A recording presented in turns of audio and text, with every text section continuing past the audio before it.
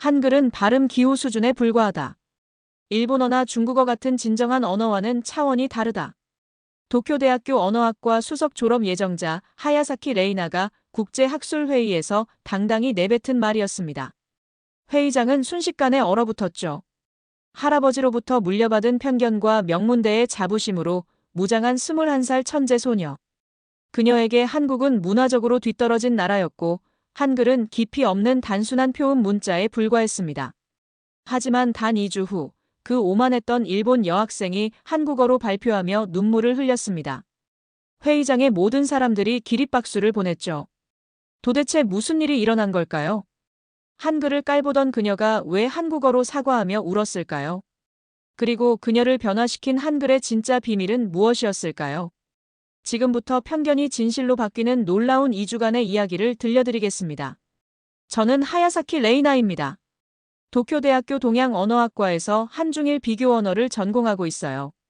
21살이고 이번에 유네스코 언어유산 국제 프로그램 일본 대표 인턴으로 선발되었죠. 사실 저에게는 한국에 대한 복잡한 감정이 있어요. 어릴 때부터 할아버지가 한국에 대해 부정적인 이야기를 자주 하셨거든요. 한국은 일본에 비해 문화적으로 뒤떨어진 나라다. 그들의 언어도 체계가 부족하다는 식의 말씀을 들으며 자랐어요. 어린 마음에 그런 말들이 자연스럽게 받아들여져서 저도 모르게 한국에 대한 편견을 갖게 되었던 것 같습니다. 2주 전 인천공항에 도착했을 때를 아직도 생생히 기억해요. 공항 곳곳에 걸린 한글 간판들을 보며 솔직히 생각했습니다. 정말 단순한 문자구나. 일본어의 히라가나, 가타카나, 한자의 복합 체계에 비하면 너무 간단해 보였거든요. 유네스코 언어유산 프로젝트는 세계 각국의 우수 대학생들이 모여 소멸위기, 언어 보존에 대해 논의하는 중요한 행사였어요. 한국, 중국, 태국, 독일에서 온 학생들과 함께 2주간의 연구 활동을 하게 되었습니다. 첫 번째 회의가 열린 곳은 서울대학교 언어학과 세미나실이었어요. 하얀 벽면에 걸린 세계 지도 앞에서 각국 대표들이 자신의 연구 주제를 발표하는 시간이었습니다. 저는 준비해온 자료를 펼치며 마음속으로 다짐했어요. 이번 기회에 한국어의 한계를 분명히 보여주겠다. 각국의 언어적 특성을 분석한 결과라고 시작하며 저는 침착하게 말했습니다. 한글은 구조적으로 단순해요. 음절 중심의 표기 체계라 정교한 개념 전달에는 부족한 면이 있죠. 그 순간 회의실의 공기가 무거워졌어요. 한국에서 온 학생들의 표정이 굳어지는 것을 느꼈지만 저는 계속해서 제가 준비한 논리를 펼쳤습니다. 일본어나 중국어처럼 복합적인 의미 체계를 가진 언어와 비교하면 한글은 발음 기호 수준에 머물러 있다고 봅니다. 저는 자신 있게 말했어요. 회의실 뒤편에 앉아있던 한국 측 교수님이 미묘한 표정을 지으셨어요. 다른 외국 학생들은 어색한 침묵 속에서 서로 눈치를 보고 있었죠. 감정 표현은 풍부할지 모르지만 학문적 언어로는 한계가 분명하다고 마무리하며 저는 자리에 앉았어요. 그때 저는 자신감에 차 있었습니다. 10년간 쌓아온 언어학 지식과 도쿄대에서 받은 교육에 대한 확신이 있었거든요.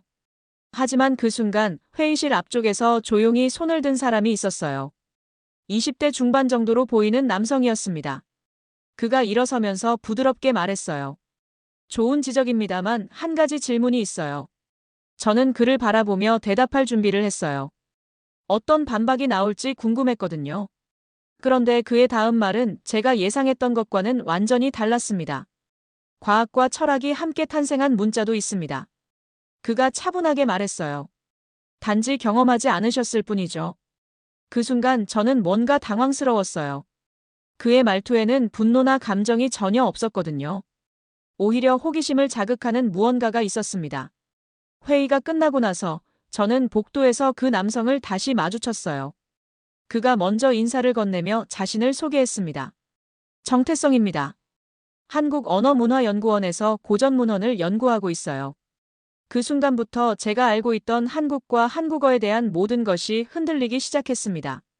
하지만 그때는 아직 몰랐어요. 앞으로 2주 동안 제가 얼마나 큰 깨달음을 얻게 될지를. 저는 그날 밤 호텔에서 오랫동안 잠들지 못했어요. 정태성 씨의 말이 계속 머릿속을 맴돌았거든요. 과학과 철학이 함께 탄생한 문자.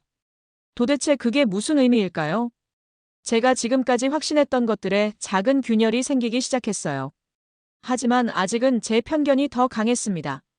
설마 한글이 일본어보다 우수할 리는 없겠지 하는 생각이었죠. 창밖으로 보이는 서울의 야경을 바라보며 저는 다짐했어요. 내일부터 제대로 확인해보자. 한글의 한계를 명확히 보여주겠어. 그때의 저는 정말 무지했습니다. 곧 제가 얼마나 큰 실수를 하고 있었는지 깨닫게 될 줄도 모르고 말이에요. 다음 날 회의에서 한국 측은 훈민정음 창제 원리와 철학에 대한 발표를 준비했습니다. 저는 솔직히 또 자랑하려는 건가라는 생각으로 회의실에 들어갔어요. 발표를 맡은 분은 서울대 국어학과 김민수 교수님이었어요. 그분이 스크린에 띄운 첫 번째 슬라이드를 보는 순간 저는 깜짝 놀랐습니다.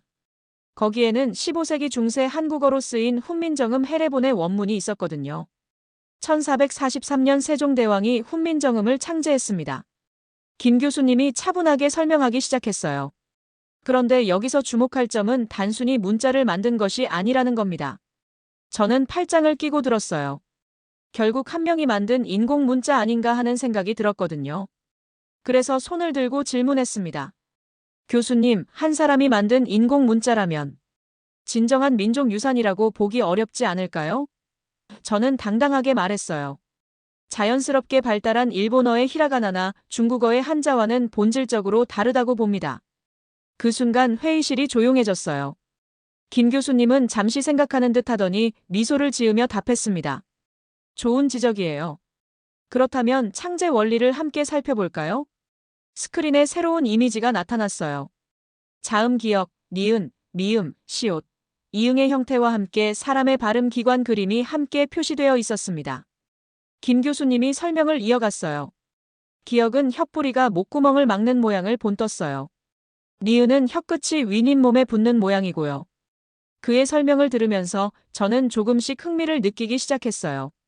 하지만 여전히 의구심이 있었습니다. 그렇다고 해도 결국 표음 문자의 한계는 벗어날 수 없지 않나요? 의미의 깊이에서는 표의 문자인 한자에 비해 부족할 수밖에 없다고 봅니다. 그때 뒤쪽에서 정태성 씨가 조용히 일어났어요. 어제 회의에서 저에게 묘한 질문을 던진 그 남성이었죠. 잠깐만요. 그가 부드럽게 말했어요. 혹시 훈민정음 해례본의 제자해 부분을 읽어보신 적 있으신가요? 저는 솔직히 대답했어요. 원문은 어렵더군요. 번역본으로만 일부 읽어봤습니다.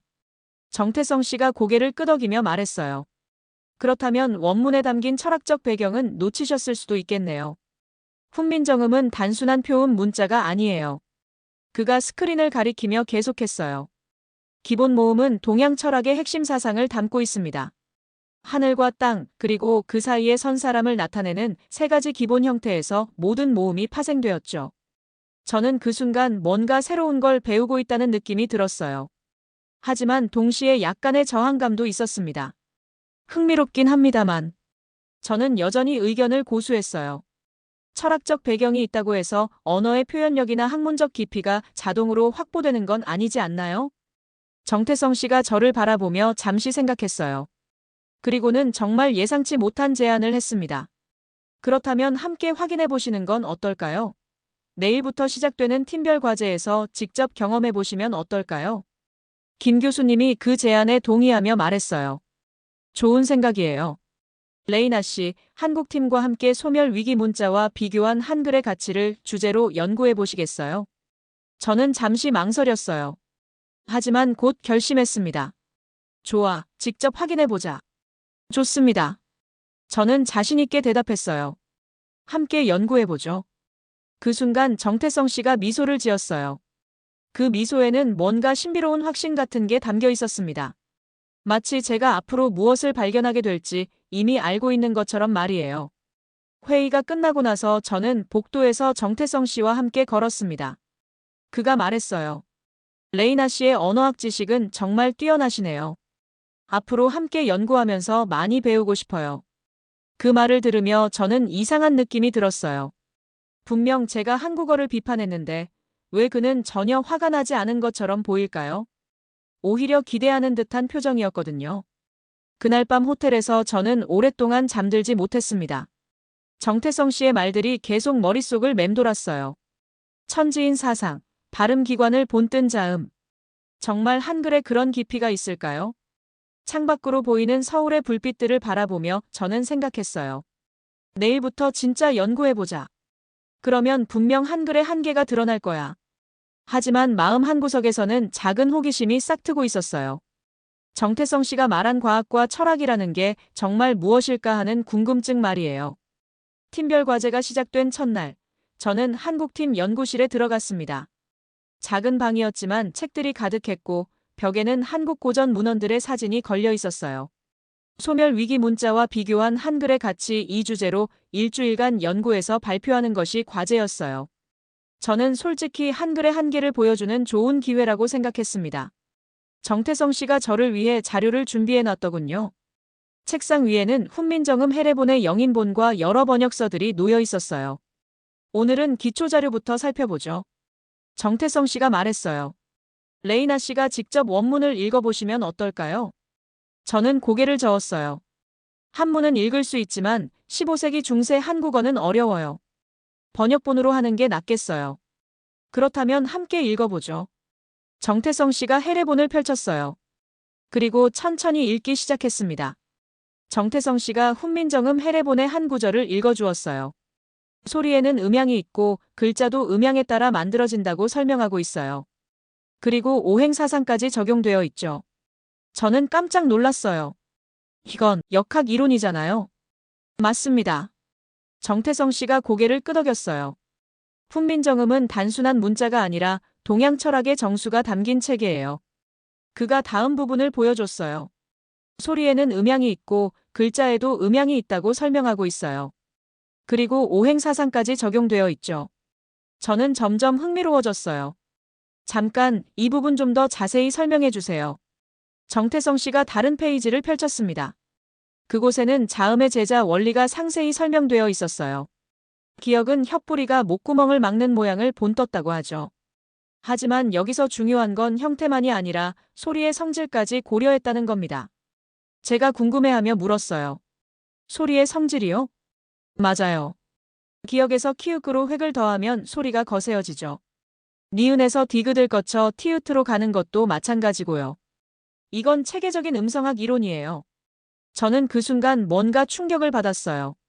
제가 지금까지 단순한 표음 문자라고 생각했던 한글이 실제로는 고도의 언어학적 분석에 기반해 만들어진 것이었거든요. 그런데 이 정도 이론이 15세기에 가능했을까요? 저는 의구심을 표했어요. 정태성 씨가 다른 자료를 꺼냈습니다. 당시 세종대왕과 집현전 학자들이 참고한 중국 의문학 서적들이에요. 홍무정운, 고금운회거요 같은 책들 말이죠. 그가 펼쳐 보인 자료를 보면서 저는 점점 놀라워했어요. 15세기 조선의 학자들이 당시 최고 수준의 음성학, 의문학 이론을 모두 습득하고 있었다는 증거들이었거든요. 그럼 정말로 과학적 분석에 기반해서 만든 문자라는 뜻인가요? 그렇습니다. 하지만 더 중요한 건 다른 데 있어요. 정태성 씨가 미소를 지었어요. 그때 갑자기 제 눈에 띈 문장이 하나 있었어요. 훈민정음 해례본의 어제 서문 부분이었습니다. 나라 말이 중국과 달라 한자와 서로 통하지 아니하므로 어리석은 백성이 말하고 싶은 바가 있어도 마침내 그 뜻을 표현하지 못하는 사람이 많다. 내가 이를 가엾게 여겨. 저는 그 문장을 읽다가 멈췄어요. 가엾게 여겨. 이 부분에서 뭔가 마음이 울컥했거든요. 이건 발음 기호가 아니야. 저는 무의식 중에 중얼거렸어요. 이건 언어 철학 자체야. 정태성 씨가 저를 바라보며 조용히 말했어요. 이제 보이시나요? 한글은 문자가 아니라 사상이었어요. 그 순간 저는 지금까지 제가 얼마나 큰 착각을 하고 있었는지 깨달았습니다. 한글을 단순한 표음 문자로만 봤던 제 시각이 얼마나 편협했는지 말이에요. 저는 떨리는 목소리로 물었어요. 그럼 이 모든 철학과 과학이 정말 한 사람의 머릿속에서 나온 건가요? 한 사람이 아니에요. 정태성 씨가 답했어요. 세종대왕과 집현전 학자 8명이 3년간 협력한 결과죠. 하지만 그 중심에는 백성을 사랑하는 한 임금의 마음이 있었어요. 그날 저녁 연구실에서 나올 때까지 저는 계속 자료를 읽었습니다. 읽으면 읽을수록 한글에 대한 제 생각이 완전히 바뀌어 갔어요. 호텔로 돌아가는 길에 저는 길가의 한글 간판들을 다시 보게 되었습니다. 아침에 봤을 때와는 완전히 다른 느낌이었어요.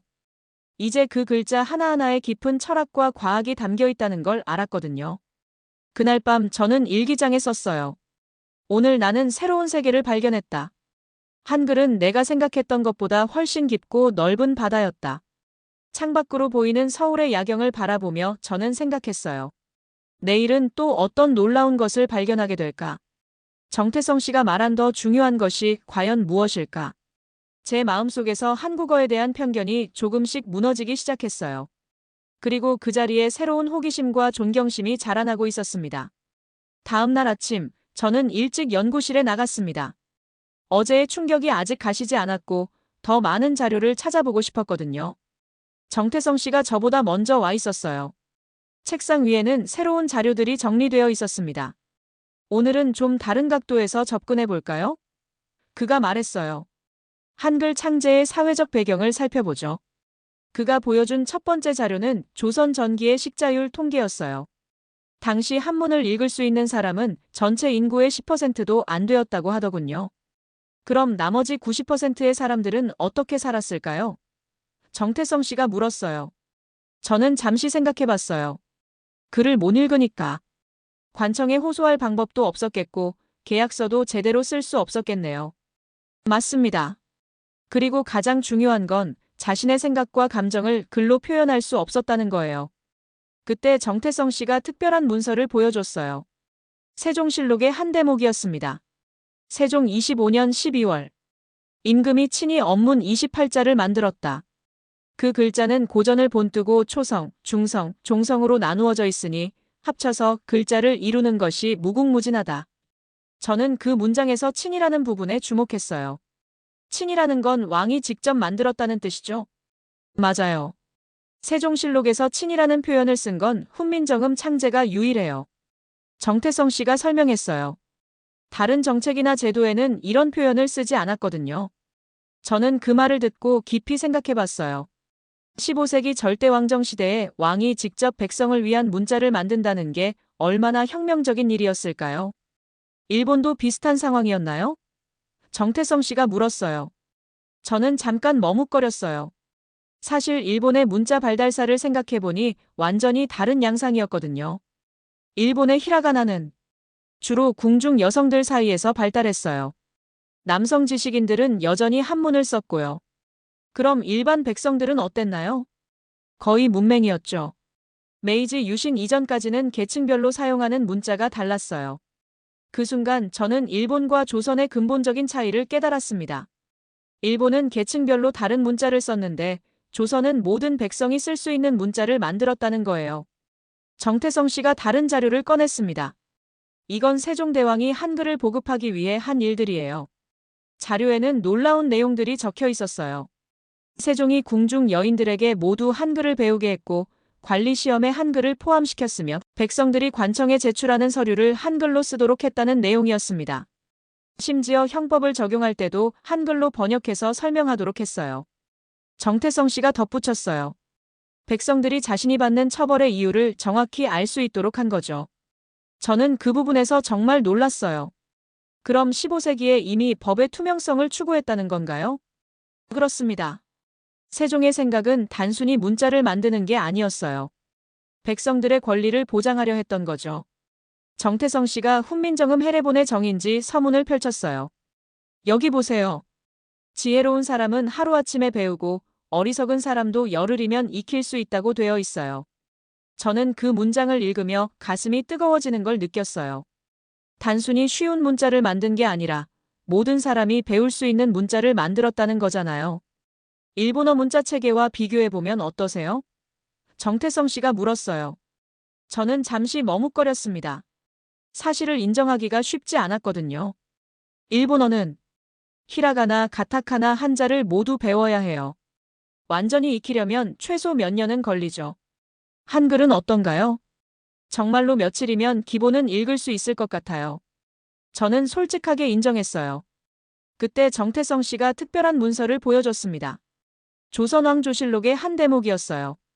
세종 28년 9월. 백성들이 소송을 제기할 때 한글로 쓰도록 하였다. 정태성 씨가 읽어줬어요. 이게 무슨 의미인지 아세요? 저는 깊이 생각해봤어요. 백성들이 직접 자신의 억울함을 글로 표현할 수 있게 된 거네요. 맞습니다. 이전에는 한문을 아는 서기에게 부탁해야 했죠. 그러면 자신의 진짜 마음을 제대로 전달하기 어려웠을 거예요. 그 순간 저는 한국 문화에 대해 완전히 다른 시각을 갖게 되었어요. 지금까지 저는 한국을 문화적으로 미성숙한 나라라고 생각했었거든요. 어릴 때 가족이 한국 병원에서 겪었던 일 때문에 편견을 가지고 있었죠. 하지만 15세기에 이미 이런 민주적인 사고를 했던 나라라면 제가 생각했던 것과는 완전히 다른 거였어요. 세종대왕은 정말 특별한 왕이었나 봐요. 저는 진심으로 말했어요. 특별한 건 세종만이 아니에요. 정태성 씨가 말했어요. 이런 사상을 받아들인 조선이라는 사회 자체가 특별했던 거죠. 그날 오후 저는 혼자 시간을 보내며 더 많은 자료를 읽어봤어요. 세종이 한글을 만들기 위해 얼마나 많은 연구를 했는지, 지편전 학자들과 어떻게 협력했는지에 대한 기록들이었습니다. 특히 인상적이었던 건 세종이 직접 발음을 연구했다는 기록이었어요. 다양한 지역 사람들의 발음을 듣고 분석해서 가장 정확한 소리를 찾아냈다는 거였죠. 그 순간 저는 깨달았어요. 한글은 한 천재의 영감으로 만들어진 게 아니라 철저한 과학적 연구와 백성을 향한 사랑이 결합되어 탄생한 결과물이었다는 걸 말이에요. 저녁 늦게 연구실을 나서며 저는 정태성 씨에게 말했어요. 오늘 정말 많이 배웠어요. 제가 한국에 대해 가지고 있던 편견이 얼마나 잘못된 것이었는지 깨달았습니다. 정태성 씨가 미소를 지으며 답했어요. 아직 시작이에요. 내일은 더 흥미로운 걸 보여드릴게요. 그날 밤 호텔에서 저는 오랫동안 창밖을 바라봤어요. 서울의 야경이 어제와는 완전히 다르게 보였거든요. 이제 저는 이 도시와 이 나라에 대해 존경심을 느끼기 시작했습니다. 일기장에 저는 썼어요. 오늘 나는 진정한 리더십이 무엇인지 배웠다. 세종대왕은 백성을 위해 문자를 만든 것이 아니라 백성과 함께 미래를 만들려 했던 것이다. 그리고 마지막에 이렇게 덧붙였어요. 내가 지금까지 가졌던 편견이 얼마나 어리석었는지 깨닫는다. 한국은 내가 생각했던 것보다 훨씬 깊이 있는 나라였다. 잠자리에 들면서 저는 내일이 기다려졌어요. 정태성 씨가 보여줄 더 흥미로운 것이 과연 무엇일까? 그리고 저는 또 어떤 놀라운 발견을 하게 될까? 제 마음속에서 한국과 한글에 대한 편견이 빠르게 무너지고 있었어요. 그 자리에는 새로운 이해와 존중의 마음이 자라나고 있었습니다. 발표를 일주일 앞둔 어느 날, 저는 정말 예상치 못한 결정을 내렸습니다. 팀 회의 중에 갑자기 입을 열었어요. 이번 발표 때 일부를 한국어로 하고 싶어요. 회의실이 조용해졌어요. 한국팀 학생들이 놀란 표정으로 저를 바라봤습니다. 저 자신도 왜 그런 말이 나왔는지 모르겠더군요. 정태성 씨가 조심스럽게 물었어요. 정말로 그렇게 하시겠어요? 쉽지 않을 텐데요. 저는 고개를 끄덕였어요. 괜찮아요. 제가 지금까지 한글에 대해 잘못 생각했던 것들을 한국어로 사과하고 싶어요. 하지만 레이나 씨, 한국어 발음이 어려우실 텐데. 팀원 중 한 명이 걱정스럽게 말했어요. 저는 그 말을 듣고 오히려 더 결심이 굳어졌어요. 그래서 더 의미가 있는 것 같아요. 어려운 언어가 아니라는 걸 직접 보여주고 싶거든요. 그날부터 저는 정태성 씨와 함께 한국어 발표 연습을 시작했습니다. 처음에는 정말 어려웠어요. 특히 받침 소리를 정확하게 내는 게 힘들었거든요. 안녕하세요. 저는 일본에서 온 하야사키 레이나입니다. 저는 천천히 읽었어요. 하지만 안녕하세요의 이응 받침이 자꾸 일본어 발음으로 나왔습니다. 정태성 씨가 부드럽게 교정해줬어요. 혀의 위치를 조금 더 뒤로 해보세요. 이응은 목구멍에서 나는 소리거든요. 저는 몇 번이나 반복했어요. 안녕하세요. 안녕하세요. 점점 자연스러워지는 제 발음을 들으며 신기했어요. 이제 좋아요. 정태성 씨가 격려했어요. 한글은 누구든 익힐 수 있게 만들어졌어요. 당신도 저도. 그 말을 들으며 저는 가슴이 뭉클했어요. 정말로 그랬거든요. 며칠 연습하니까 웬만한 문장은 읽을 수 있게 되었어요. 특히 어려웠던 건 제가 미처 몰랐던 건 문자가 아니라 사람을 보는 시선이었습니다. 라는 문장이었어요. 어와 오 발음을 구분하는 게 정말 힘들었거든요. 천천히 하세요. 정태성 씨가 말했어요. 급할 것 없어요. 중요한 건 마음을 전달하는 거니까요. 저는 그 말에 힘을 얻어 계속 연습했어요. 하루하루 지날수록 한국어가 더 자연스럽게 느껴졌습니다. 연습하면서 재미있는 걸 발견했어요. 한글의 모음 체계가 정말 과학적이라는 거였죠. 아, 우의 발음 위치가 입안에서 체계적으로 배치되어 있더군요. 이거 정말 신기해요.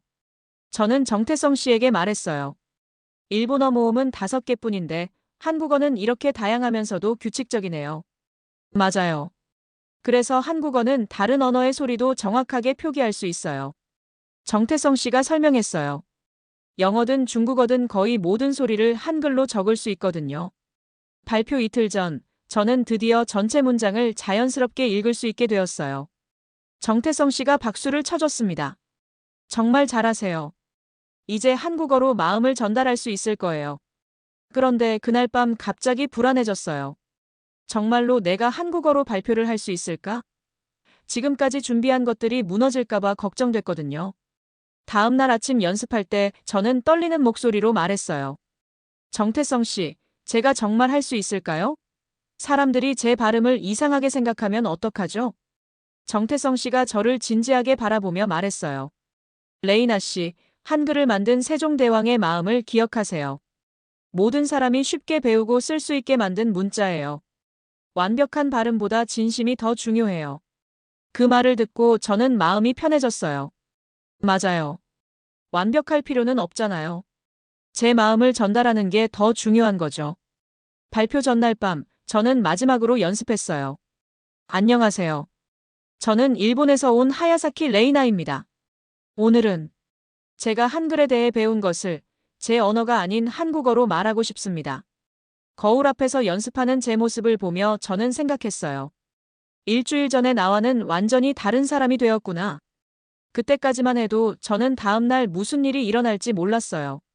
제가 한국어로 말하면서 눈물을 흘리게 될 줄은 상상도 못했거든요. 잠자리에 들기 전 저는 일기장에 썼어요. 내일 나는 처음으로 한국어로 내 마음을 전달하게 된다. 이것만으로도 이미 큰 변화다. 한글이 나를 이렇게 바꿔놓을 줄 누가 알았을까? 창밖으로 보이는 서울의 밤 풍경을 바라보며 저는 다짐했어요. 내일은 용기를 내자. 완벽하지 않아도 괜찮아. 진심만 전달하면 되는 거야. 그날 밤 꿈에서 저는 세종대왕을 만났어요. 그분이 저에게 말씀하셨어요. 걱정하지 마라. 한글은 모든 사람을 위한 글자니라. 꿈에서 깨어났을 때 저는 이상하게 마음이 평온했어요. 발표 당일 아침, 저는 일찍 일어나서 호텔방에서 마지막 연습을 했습니다. 거울 앞에서 여러 번 반복하며 발음을 점검했어요. 안녕하세요. 저는 일본에서 온 하야사키 레이나입니다. 떨리는 목소리였지만 이제는 자연스럽게 나왔어요. 일주일 전과는 완전히 다른 제 모습이었죠. 회의장에 도착했을 때 이미 많은 사람들이 와 있었어요. 유네스코 관계자들, 각국 교수들, 그리고 언어학을 전공하는 학생들까지. 생각보다 규모가 큰 발표였습니다. 정태성 씨가 제 옆에 앉으며 조용히 말했어요. 긴장하지 마세요. 당신이 느낀 것을 그대로 전달하면 돼요. 저는 고개를 끄덕였지만 심장이 빠르게 뛰고 있었어요. 다른 팀들의 발표가 시작되었고 마침내 저희 차례가 되었습니다. 팀 발표의 첫 부분은 정태성 씨가 맡았어요. 소멸 위기 언어들의 현황과 한글의 특수성에 대해 설명했죠. 그리고 마지막 부분이 제 차례였습니다. 마지막으로 저희 팀의 일본 연구원인 하야사키 레이나 씨가 특별한 방식으로 발표하겠습니다. 정태성 씨가 소개했어요. 저는 천천히 일어나서 마이크 앞에 섰어요. 회의장의 모든 시선이 저에게 집중되었습니다. 한국 교수님들, 외국 학자들, 그리고 같이 온 학생들까지. 깊게 숨을 들이쉬고 저는 입을 열었습니다. 안녕하세요. 제 한국어가 회의장에 울려 퍼졌어요. 몇몇 사람들이 깜짝 놀란 표정을 지었습니다. 저는 일본에서 온 하야사키 레이나입니다. 목소리가 떨렸지만 계속했어요. 오늘은 제가 한글에 대해 배운 것을 제 언어가 아닌 한국어로 말하고 싶습니다. 회의장이 조용해졌어요. 모든 사람이 숨을 죽이고 저를 바라보고 있었습니다. 일주일 전 저는 한글을 단순한 표음 문자라고 생각했습니다. 일본어나 중국어에 비해 깊이가 없다고 말했죠. 제 목소리에 힘이 들어가기 시작했어요. 하지만 저는 틀렸습니다. 한글은 과학이었고 철학이었고 무엇보다 사랑이었습니다. 그 순간 제 목소리가 갑자기 떨리기 시작했어요. 왜 그런지 모르겠는데 가슴이 뜨거워졌거든요. 세종대왕은 백성을 가엾게 여겨서 한글을 만들었습니다. 어리석은 백성이 말하고 싶은 바가 있어도 뜻을 표현하지 못한다고 하셨죠. 여기서 저는 잠시 멈췄어요. 갑자기 어릴 때 일이 떠올랐거든요. 한국병원에서 가족이 겪었던 일, 그리고 그때부터 한국에 대해 가졌던 편견들. 제가 미처 몰랐던 건 목소리가 더 떨렸어요. 눈에 뭔가 촉촉한 게 맺히는 게 느껴졌습니다. 문자가 아니라 사람을 보는 시선이었습니다. 그 순간 저는 참을 수 없었어요. 눈물이 흘러내렸거든요. 제가 왜 우는지도 모르겠는데 그냥 멈출 수가 없었어요. 회의장이 완전히 조용해졌어요. 제가 한국어로 말하면서 우는 모습을 모든 사람이 지켜보고 있었습니다. 저는 눈물을 닦으며 계속했어요. 한글은 지배자가 피지배자를 위해 만든 유일한 문자입니다. 왕이 백성을 사랑해서 만든 문자예요. 목소리가 떨렸지만 더 명확해졌어요. 저는 이 한 주간 한국어를 배우면서 깨달았습니다. 언어는 단순한 소통 도구가 아니라 사람의 마음을 담는 그릇이라는 걸요. 저는 회의장을 둘러봤어요. 많은 사람들이 감동받은 표정으로 저를 바라보고 있었습니다. 제가 처음에 한글을 비판했던 건 한글의 문제가 아니라 제 마음의 문제였습니다. 편견이 저를 눈멀게 했던 거죠.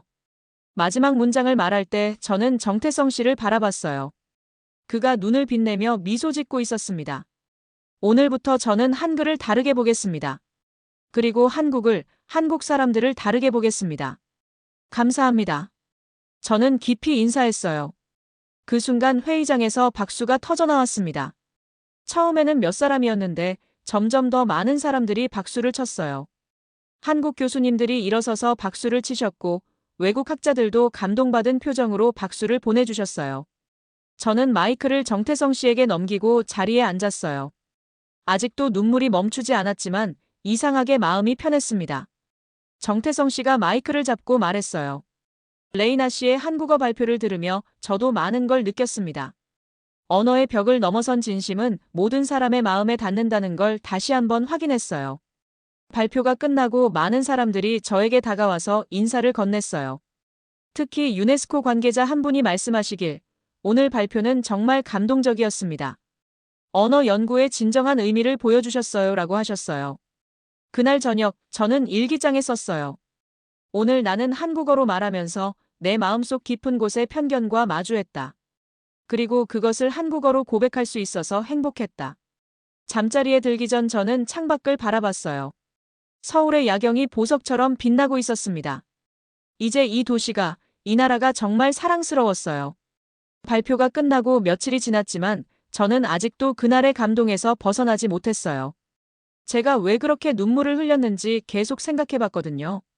정태성 씨와 함께 카페에 앉아서 이야기를 나누고 있었어요. 창밖으로는 서울의 일상이 흘러가고 있었습니다. 레이나 씨, 그날 발표할 때 무슨 생각이 드셨어요? 정태성 씨가 조심스럽게 물었어요. 저는 잠시 생각해봤어요. 솔직히 말하면 제 자존심이 무너지는 기분이었어요. 자존심이요? 네.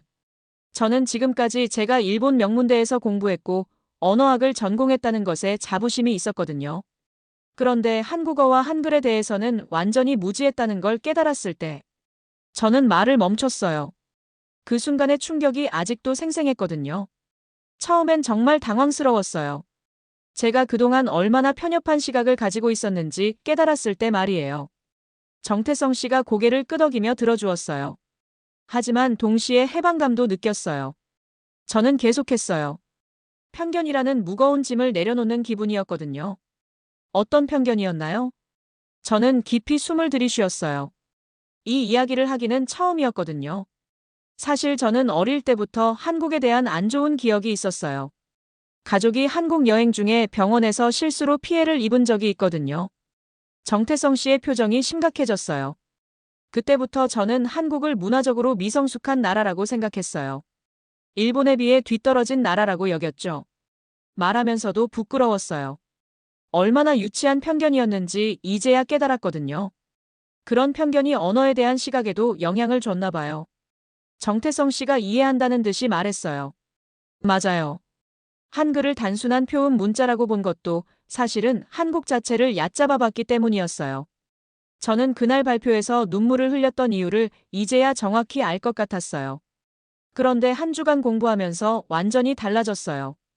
한글의 과학성과 철학성을 알게 되었고, 무엇보다 세종대왕의 백성을 향한 사랑을 느꼈거든요. 정태성 씨가 조용히 말했어요. 그 마음이 한국어로 표현되어서 더 의미가 있었던 것 같아요. 네, 정말 그래요. 제가 비판했던 바로 그 언어로 사과하고 고백할 수 있어서 더 특별했어요. 그때 저는 문득 궁금한 게 있었어요.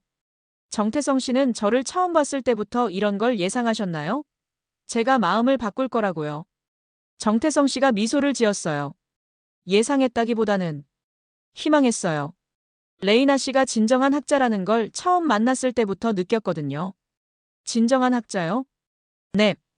자신의 의견을 당당하게 말하면서도 새로운 것을 받아들일 준비가 되어 있는 사람 말이에요.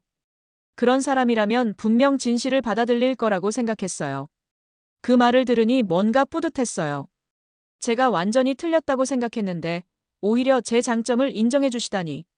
사실 처음에는 화가 나지 않으셨어요? 저는 솔직하게 물었어요. 제가 한글을 그렇게 비판했는데. 정태성 씨가 고개를 저었어요. 전혀요. 오히려 좋은 기회라고 생각했어요. 한글의 진정한 가치를 보여줄 수 있는 기회 말이에요. 그런 마음으로 저를 도와주신 거군요. 그럼요. 그리고 레이나 씨가 변화하는 모습을 보는 것 자체가 저에게도 큰 배움이었어요. 저는 그 말을 들으며 정말 감사한 마음이 들었어요. 만약 정태성 씨가 화를 내거나 저를 비판했다면 저는 절대 마음을 열지 않았을 거거든요. 저는 그날 오후 혼자 서울 거리를 걸어봤어요. 명동, 인사동, 경복궁까지. 곳곳에 있는 한글 간판들이 이제는 완전히 다르게 보였습니다. 김치찌개, 한복체험, 전통차 같은 간판들을 보며 저는 생각했어요. 이 글자 하나하나에 세종대왕의 마음이 담겨 있다는 걸. 백성을 사랑하는 마음, 모든 사람이 글을 읽고 쓸 수 있기를 바라는 마음이 말이에요. 경복궁 앞에서 저는 세종대왕 동상을 봤어요. 그 앞에 서서 저는 마음속으로 말했습니다. 죄송했습니다. 그리고 감사합니다. 그날 저녁 호텔에서 저는 부모님께 이메일을 썼어요. 한국에서의 경험과 제가 느낀 변화에 대해서 말이죠. 어릴 때 한국에서 겪었던 일로 편견을 가져서 죄송해요. 그 편견이 저를 얼마나 좁은 사람으로 만들었는지 이제야 깨달았어요. 한국은 정말 아름다운 나라예요. 특히 한글이라는 문자를 통해 이 나라의 철학과 사랑을 느낄 수 있었어요. 그리고 마지막에 이렇게 덧붙였습니다. 앞으로 저는 한국어를 계속 공부할 거예요. 그리고 언젠가는 한국어로 논문을 써보고 싶어요. 이메일을 보내고 나서 저는 창밖을 바라봤어요. 서울의 야경이 보석처럼 반짝이고 있었습니다. 이제 이 도시가, 이 나라가 정말 사랑스러웠어요. 제 자존심은 무너졌지만 그 대신 더 큰 무언가를 얻었습니다. 편견 없이 세상을 바라보는 눈, 그리고 다른 문화를 존중하는 마음 말이에요. 정태성 씨와 함께한 이 시간들은 제 인생에서 가장 소중한 순간들이 될 것 같았어요. 그가 저에게 보여준 것은 단순히 한글의 우수성이 아니라 열린 마음으로 세상을 바라보는 방법이었거든요. 그날 밤 저는 일기장에 한글로 한 줄 써봤어요. 아직 서툴렀지만 제 마음을 담아서 말이죠. 오늘 나는 새로운 사람이 되었다. 프로그램 마지막 날이 밝았습니다.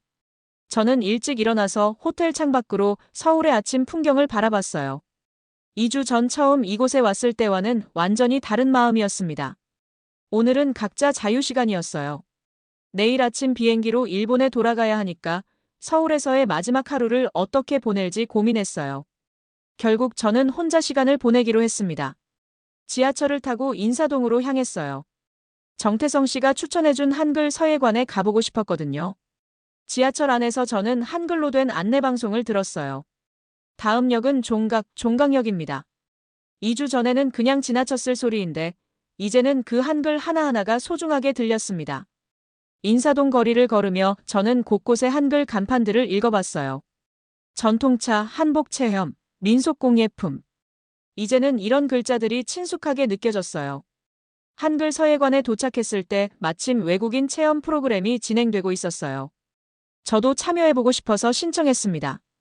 어떤 글을 써보고 싶으세요? 서예 선생님이 친절하게 물어보셨어요. 저는 잠시 생각해봤어요. 훈민정음의 한 구절을 써볼까 하다가 문득 다른 생각이 들었습니다. 제 이름을 써보고 싶어요. 한글로요. 아, 좋은 생각이에요. 외국분들이 자신의 이름을 한글로 쓰는 건 정말 의미가 있거든요. 선생님이 붓과 먹물, 그리고 깨끗한 한지를 준비해 주셨어요. 저는 조심스럽게 붓을 들었습니다. 먹물을 적당히 묻히고 한지 위에 천천히 글자를 썼어요. 리을 자음부터 시작해서 해, 이응, 이, 니은, 아. 하나하나 정성스럽게 썼습니다. 레이나. 떨리는 손으로 썼지만 나름대로 균형 잡힌 글자가 나왔어요. 제 일본 이름 레이나를 한글로 쓴 것이었죠. 참 잘 쓰셨네요. 선생님이 격려해 주셨어요. 한글로 쓴 이름이 어떤 느낌이세요? 저는 제가 쓴 글자를 바라보며 말했어요. 뭔가 새로운 제가 된 것 같아요. 정말 그랬어요. 한글로 쓴 제 이름을 보니까 마치 새로운 정체성을 갖게 된 것 같았거든요. 편견을 버리고 열린 마음을 가진 새로운 레이나 말이에요. 선생님이 글씨를 말려주시면서 말씀하셨어요.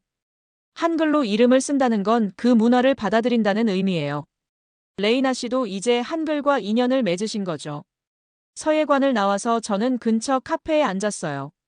창밖으로 보이는 인사동 거리 풍경을 바라보며 지난 2주간을 되돌아봤습니다. 처음 한국에 왔을 때 저는 얼마나 오만했을까요? 일본 명문대에서 언어학을 공부한다는 자부심으로 한국어를 깔보고 한글을 단순한 표음 문자라고 비판했었죠. 하지만 정태성 씨를 만나고 훈민정음 해례본을 공부하고 한글의 창제 원리를 배우면서 제 생각이 완전히 바뀌었어요. 무엇보다 가장 큰 변화는 한국이라는 나라에 대한 제 시각이었습니다. 어릴 때의 안 좋은 기억 때문에 가졌던 편견이 완전히 사라졌어요. 스마트폰을 꺼내서 정태성 씨에게 문자를 보냈어요. 이번에는 한국어로 써봤습니다. 정태성 씨, 오늘 한글 서예 체험을 했어요. 제 이름을 한글로 써봤는데 정말 뿌듯했어요. 2주 동안 정말 감사했습니다. 곧 답장이 왔어요. 레이나 씨, 저야말로 감사해요. 레이나 씨를 통해 저도 한글의 소중함을 다시 한번 깨달았어요. 일본에 가서도 한국어 공부 계속하세요. 저는 미소를 지으며 답장을 보냈어요. 네, 꼭 그럴게요. 언젠가 한국어로 논문을 써서 보여드릴게요. 그날 오후 저는 경복궁에 다시 가봤어요. 세종대왕 동상 앞에 서서 깊이 인사를 드렸습니다. 세종대왕님 감사합니다. 제가 편견을 버리고 진정한 한글의 가치를 알게 해주셔서요. 저녁에는 정태성 씨와 함께 마지막 식사를 했어요. 한국 전통 음식점에서 불고기를 먹으며 이야기를 나눴습니다. 정태성 씨, 진짜 궁금한 게 있어요. 제가 물었어요. 저를 처음 봤을 때부터 이런 변화를 예상하셨나요? 정태성 씨가 미소를 지으며 답했어요. 예상했다기보다는 희망했어요. 레이나 씨가 진정한 학자라는 걸 처음부터 느꼈거든요. 진정한 학자요? 네. 자신의 의견을 당당하게 말하면서도 새로운 것을 받아들일 열린 마음을 가진 사람이요. 그런 사람이라면 분명 진실을 받아들일 거라고 믿었어요. 그 말을 들으니 정말 감사했어요. 제가 틀렸다고 자책하고 있었는데 오히려 제 장점을 인정해 주시다니요. 앞으로 일본에 돌아가서 뭘 하실 건가요? 정태성 씨가 물었어요. 저는 이미 마음속으로 계획을 세워뒀어요. 한국어 공부를 계속하고 싶어요. 그리고 일본에서 한글의 우수성을 알리는 일을 하고 싶고요. 정말요? 네. 제가 가졌던 편견처럼 아직도 많은 일본 사람들이 한국과 한글에 대해 잘못 알고 있어요. 그들에게 진실을 알려주고 싶어요. 정태성 씨가 진심으로 기뻐했어요. 그렇게 해주신다면 정말 좋겠어요. 언어의 벽을 넘어선 이해가 퍼져나가는 거니까요.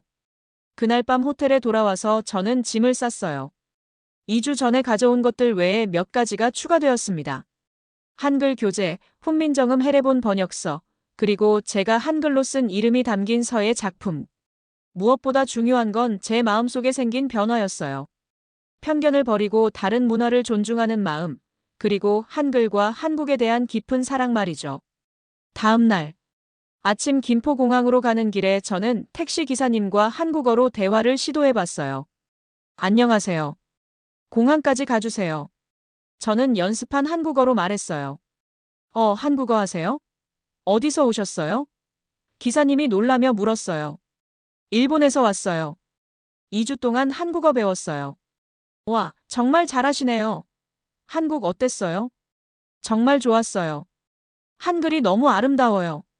기사님이 웃으시며 말씀하셨어요. 한글을 좋아해 주셔서 고마워요. 또 한국에 오세요. 네, 꼭 다시 올게요. 공항에서 출국 수속을 밟으면서 저는 생각했어요. 2주 전 이곳에 도착했을 때의 제 모습과 지금의 제 모습이 얼마나 다른지 말이에요. 비행기 탑승구에서 마지막으로 서울을 바라봤어요. 저 도시 어딘가에서 세종대왕이 백성을 위해 한글을 만들었다는 생각을 하니까 다시 한번 감동이 밀려왔어요. 비행기 안에서 저는 일기장을 펼쳤어요. 그리고 이번에는 한국어로 썼습니다. 오늘 나는 한국을 떠난다. 하지만 내 마음속에는 한글이 남아있다. 그리고 편견을 버리고 세상을 바라보는 새로운 눈을 얻었다. 창밖으로 한국의 땅이 점점 멀어지는 게 보였어요. 하지만 저는 슬프지 않았습니다.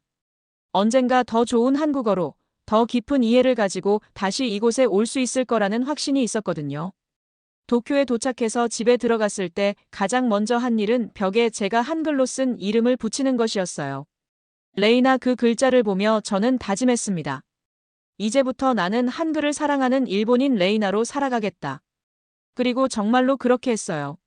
매일 한국어를 공부했고 대학에서 한글의 우수성에 대한 세미나를 열었죠. 6개월 후에는 한국어로 쓴 논문까지 완성했습니다.